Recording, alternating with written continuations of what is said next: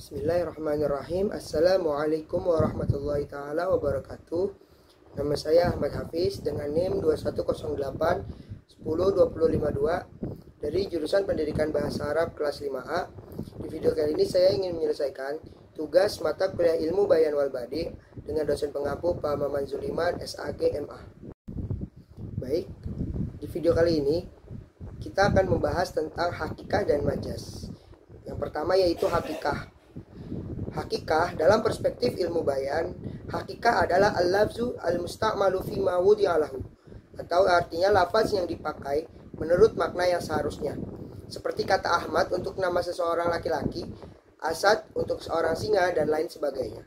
Contoh, dhahaba Ahmadu ilal jami'ah. Ahmad pergi ke kampus. Ra'aitu asadan fi hadiqatil hayawanat.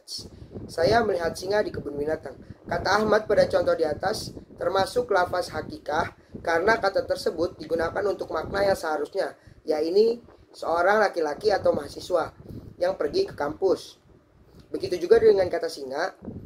Pada contoh di atas termasuk lafaz hakikoh karena kata tersebut digunakan untuk makna yang seharusnya, yakni seekor binatang yang ada di kebun binatang. Lanjut ke materi yang kedua, yaitu tentang majaz atau metafor. Para ahli balaghah membagi majaz kepada dua bagian, yaitu majaz lugawi dan majaz akli. Yang pertama yaitu majaz lugawi.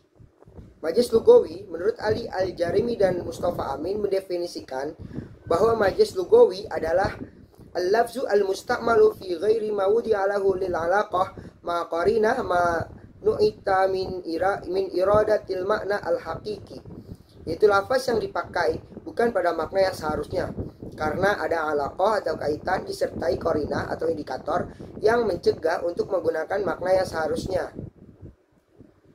Perlu diingat bahwa jika alaqah atau kaitan antara arti hakikat dan majaz itu saling menyerupai atau alaqah musyabbahah, maka disebut majaz isti'arah, dan jika alaqah atau kaitan antara keduanya tidak saling menyerupai atau alaqah ghairu musyabbahah, maka disebut majaz mursal. Jadi yang membedakan antara keduanya adalah segi alaqahnya. Dengan demikian, majaz lugawi terbagi menjadi dua, yaitu isti'arah dan majaz mursal. Baik, selanjutnya kita akan membahas tentang majaz isti'arah dan majaz mursal. Yang pertama yaitu ada majaz isti'arah atau personifikasi.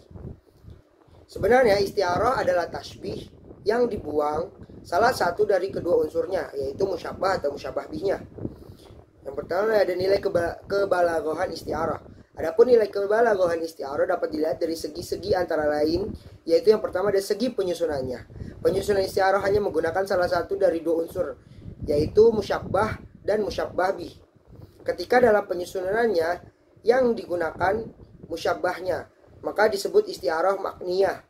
Sedangkan jika yang digunakan musyabbah bihnya, maka disebut dengan isti'arah tasrihiyah. Hidayat dalam buku Maman Zuliman menyatakan bahwa penyusunan isti'arah yang hanya menampakkan salah satu dari musyabbah dan musyabbah bihi itu membuat kalam isti'arah bersifat ijaz atau singkat padat. Namun meski demikian, hal ini tidak membuat pembaca bingung, bahkan justru ia dapat memperoleh informasi tambahan. Yaitu yang kedua dari segi lafaznya.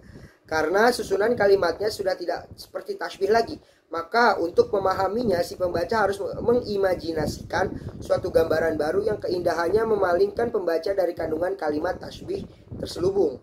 Yang terakhir yaitu dari segi rekayasa dan keindahannya.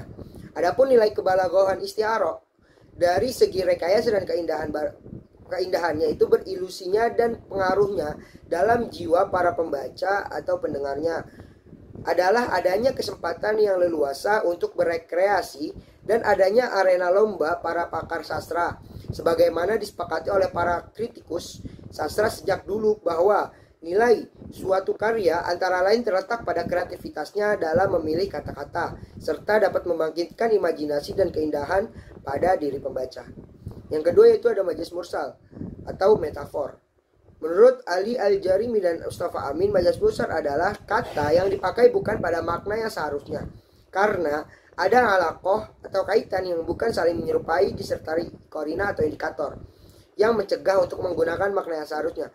Alaqah atau kaitan merupakan alasan adanya majaz Adapun alaqoh atau kaitan yang ada pada majaz mursal, pertama ada sababiyah, yang kedua ada musababiyah, yang ketiga itu ada al-juz'iyah, yang keempat itu ada al-kulliyah, yang kelima itu ada itibar makana, yang keenam itu ada itibar mayakunu, yang ketujuh ada